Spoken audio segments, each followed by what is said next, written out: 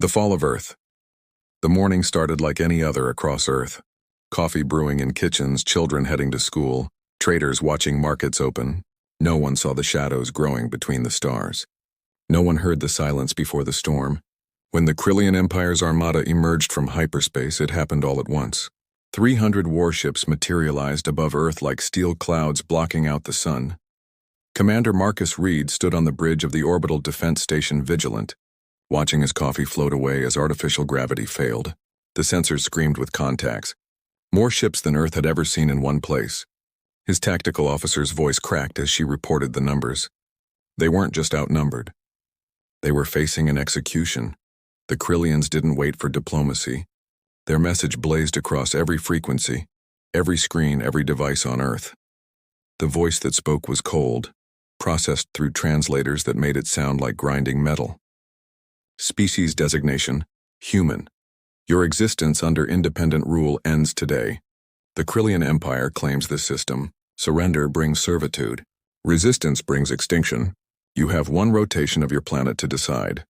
President Sarah Chen convened the emergency council within minutes. The room filled with generals, admirals, scientists, and advisors. The holographic displays showed the alien fleet positioned perfectly to strike anywhere on Earth within seconds. General Morrison's assessment was blunt. Madam President, our entire Space Force consists of 47 combat vessels. They have 300. Our weapons are projectile and laser-based. Theirs are using technology we can't even identify. If we fight, we lose. But humanity had never been good at accepting defeat. Within hours, every military asset Earth possessed launched into action. Fighter squadrons scrambled from hidden bases. Nuclear submarines surfaced to fire their payloads skyward. The old orbital defense platforms, relics from the last human conflict, powered up their railguns. Captain Jennifer Walsh led the first wave of fighters toward the alien fleet. Her squadron of 12 approached the smallest Krillian vessel, a scout ship twice the size of a city block. They fired everything they had. Missiles, plasma rounds, even experimental particle beams. The alien shields shimmered like water, absorbing every impact without a scratch. The counterattack was swift and merciless. Beams of purple energy swept through space, cutting Earth's defenders apart like paper. The Vigilant lasted 17 seconds once the Krillians focused on it. Commander Reed's last transmission was a defiant curse before his station became expanding debris. Within 6 hours, Earth's space defenses were gone. The planet stood naked before the invaders. The Krillians began their occupation methodically. Their ships descended into the atmosphere, hovering over major cities like metal mountains. Smaller craft deployed by the thousands, landing troops in every nation. The aliens stood 3 meters tall, covered in chitinous armor that bullets couldn't pierce. Their weapons turned soldiers to ash with a single shot. Paris fell in 2 hours. Moscow in 3. New York held out for 5 before its defenders were overwhelmed. But humans are stubborn creatures. As cities burned and governments collapsed, people fled underground. Subway tunnels became shelters. Abandoned mines turned into command centers. The surface belonged to the Krillians, but beneath it, humanity regrouped. In a bunker deep beneath the Rocky Mountains, President Chen met with the remaining military leadership. The situation map showed red across every continent. Alien patrols controlled the streets. Their ships monitored every transmission. Speaking above a whisper risked detection. Dr. James Nakamura, Earth's leading xenologist, had been studying the invasion frantically. "They're not trying to exterminate us," he reported quietly. "They want us as a labor force." Other intercepted transmissions mention humans as useful workers for their empire. "We're being conquered, not eliminated." It was cold comfort, but it meant time. Time to think, time to plan, time to find hope where none seemed to exist. That hope came from the most unexpected place. In the ruins of the old United Nations archives in Geneva, a team of resistance fighters searching for supplies found something else. A vault, sealed for over 500 years, containing physical documents from before the digital age. Most were historical curiosities, treaties and accords from Earth's violent past. But one document stood out. It was labeled simply Protocol Omega, and bore the seals of every nation that existed in 2157. The document was brought to President Chen through a network of runners, avoiding all electronic communication. When she read it, her hands shook. The protocol described something historians had dismissed as myth. During Earth's last Great War, when humanity nearly destroyed itself, the survivors had made a pact. They would build guardians, weapons so terrible they could never be used against each other. These dreadnoughts would be hidden in the void between stars, sleeping until Earth faced extinction from beyond. The protocol included coordinates and an activation sequence. But it came with a warning. The dreadnoughts were not ships in any conventional sense. They were autonomous war machines built with one purpose: the complete annihilation of any force that threatened Earth's existence. Once activated, they could not be recalled or controlled. They would fight until either Earth was safe or they were destroyed. Chen faced an impossible choice: activate weapons that might save Earth but could never be controlled, or watch humanity become slaves to the Krillian Empire. Around her, advisors argued. Some called it suicide, others called it their only chance. But as reports came in of humans being loaded onto Krillian transport ships, of children separated from parents, of entire cities being converted into labor camps, the choice became clear. In a ceremony witnessed by fewer than 20 people, President Chen entered the activation code. The signal went out not through normal channels but through an old quantum entanglement communicator, technology so obsolete the Krillians hadn't bothered to monitor it. The message was simple: Earth calls her guardians. The wait began. Days passed with no response. The Krillians consolidated their control, building processing centers for human workers. Resistance fighters continued hitting supply convoys, but it was like throwing pebbles at mountains. Some began to wonder if Protocol Omega was just a legend after all. Then deep space monitors that had somehow escaped Krillian notice detected something, a gravitational anomaly in the void between solar systems. Then another, and another. Dr. Nakamura analyzed the readings with growing excitement. Something massive is moving out there. Multiple objects accelerating toward Sol system. The Resistance didn't dare hope too loudly. But in the depths of space, ancient machines were stirring. Reactors that had been cold for centuries blazed to life. Weapon systems ran diagnostics, finding themselves operational despite the passage of time. Navigation computers calculated intercept courses within human precision. The dreadnoughts were waking up. Each one was a masterpiece of human paranoia and engineering, built when humanity's fear of the universe was at its peak. They were not beautiful ships. They were ugly, brutal things, all armor and weapons designed by people who had seen too much war and wanted to ensure their children never would. Their hulls were scarred by micrometeorite impacts from their long sleep. But beneath the surface damage, they remained lethal. As Earth's first rotation under complete Krillian control ended, the invaders celebrated their victory. They broadcast to their empire about another successful conquest, another species added to their collection. The galaxy listened and acknowledged. The Krillians were known for their efficiency. Once they claimed a world, it stayed claimed. But Earth had kept secrets even from itself, and in the darkness between stars, those secrets were racing home. The return of the Titans. The Krillian Supreme Commander Thaxavor stood on the bridge of his flagship, reviewing efficiency reports from Earth's occupation. Humans were proving to be adequate workers, though their tendency toward random acts of defiance required constant suppression. He considered the conquest complete, merely requiring administrative cleanup. His tactical officer's sudden alarm chirp drew his attention. "Commander, we're detecting gravitational distortions at the system's edge." What emerged from the void defied Krillian understanding. The first dreadnought didn't appear so much as it tore reality open and shouldered through. It was impossibly large, a mountain of metal and malice stretching 3 kilometers long. Its hull was black as space itself, drinking in light rather than reflecting it. Along its surface, weapon ports opened like 1,000 eyes, each one tracking a different Krillian vessel. The ship broadcast no identification, no demands, no threats. It simply moved toward Earth with the inevitability of gravity. Thaxavor ordered an immediate attack. 50 Krillian warships focused their fire on the approaching giant. Energy beams that had shattered Earth's defenses struck the dreadnought's hull and simply disappeared, absorbed by armor designed to withstand supernovas. The dreadnought's response was measured, almost casual.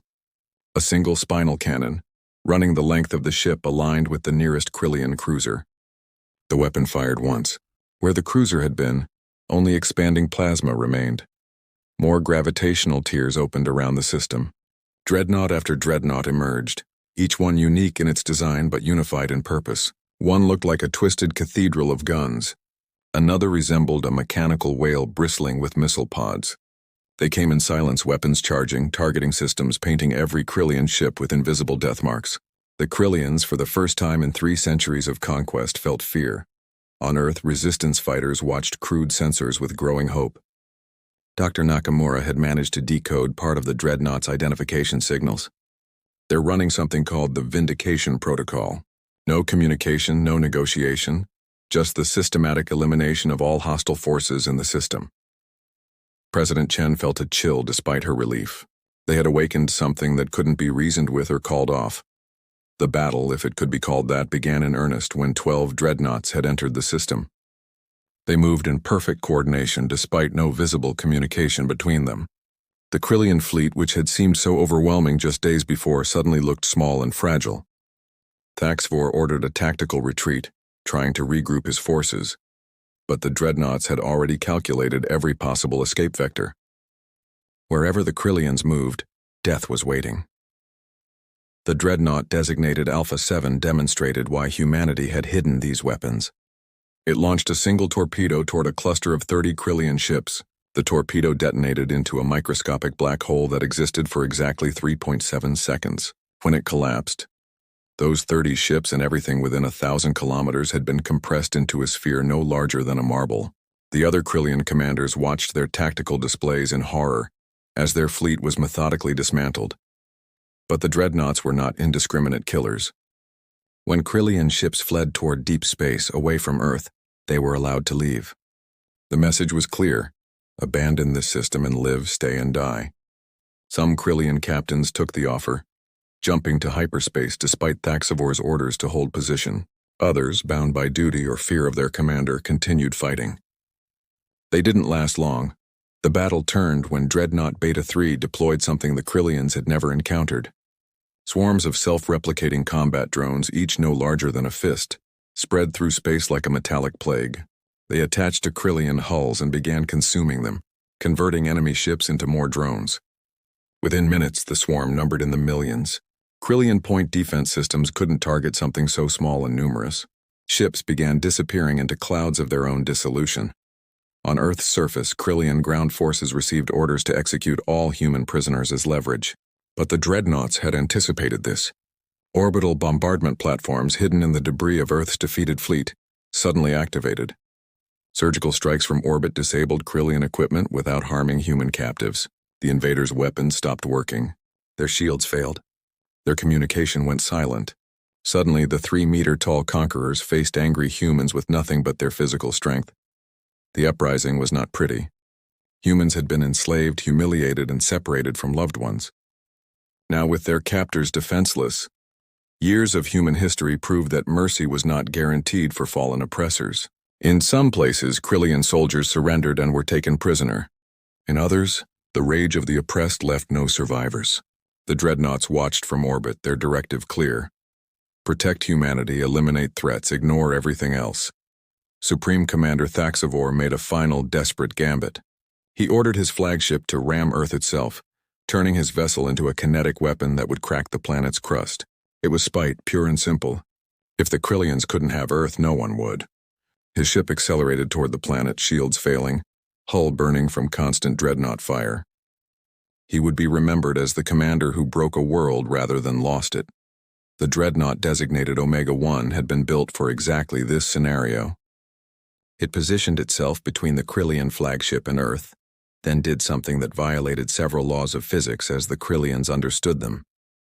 It shifted partially out of phase with reality, becoming both solid and intangible simultaneously. The Krillian flagship passed through Omega-1's ghostly form and emerged on the other side as a cloud of constituent atoms. The phasing field had disassembled it at the molecular level. The remaining Krillian forces broke completely. Ships fled in every direction, abandoning equipment, prisoners, and dignity in their haste to escape. The Dreadnoughts let them go, their programming satisfied that the threat to Earth was ending. But they followed the fleeing ships to the edge of the system, ensuring none tried to return. The message would spread throughout the galaxy. Earth was protected by nightmares made real. As the last Krillian vessel vanished into hyperspace, the Dreadnoughts began something unexpected. They transmitted for the first time a simple message on all frequencies: Earth is sovereign. Earth is protected. Any aggression against Earth will trigger total response. This is not a warning. It is a promise. Then they began to position themselves around the solar system, taking defensive positions that would be maintained for centuries to come. President Chen stood in the ruins of New York, watching the sky where alien ships had hovered just hours before. The price of victory was visible everywhere. Cities in ruins, millions displaced, infrastructure shattered. But humanity was free, and more importantly, the galaxy now knew that Earth was not defenseless. The Dreadnoughts had changed everything. They were no longer myth but reality, guardians that never slept, never negotiated, never forgot. Dr. Nakamura studied the data from the battle, shaking his head in amazement. They learned as they fought. Each dreadnought adapted its tactics based on what the others encountered. They're not just weapons, they're evolving weapons. It was a sobering thought. Humanity had created something that might one day be beyond their control. But for now, they were protectors, ensuring that Earth would never again face conquest. The galaxy reacted to news of the Krillian defeat with shock and fear. Empires that had considered expansion toward Sol system quietly removed it from their maps. Trade delegations that had ignored Earth suddenly sent ambassadors. The small blue planet that had seemed so insignificant was now home to the most feared weapons in known space. Humanity had announced itself not through diplomacy or culture, but through overwhelming force held in reserve. In the weeks that followed, as Earth began to rebuild, children would look up at the night sky and sometimes see them. Dark shapes against the stars, silent guardians maintaining their vigil. Parents would tell their children about the day the aliens thought they had won, only to learn that humanity's greatest strength was not in what it showed the universe, but in what it kept hidden.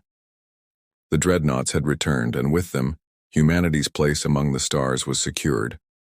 The war was over, but the legend had just begun.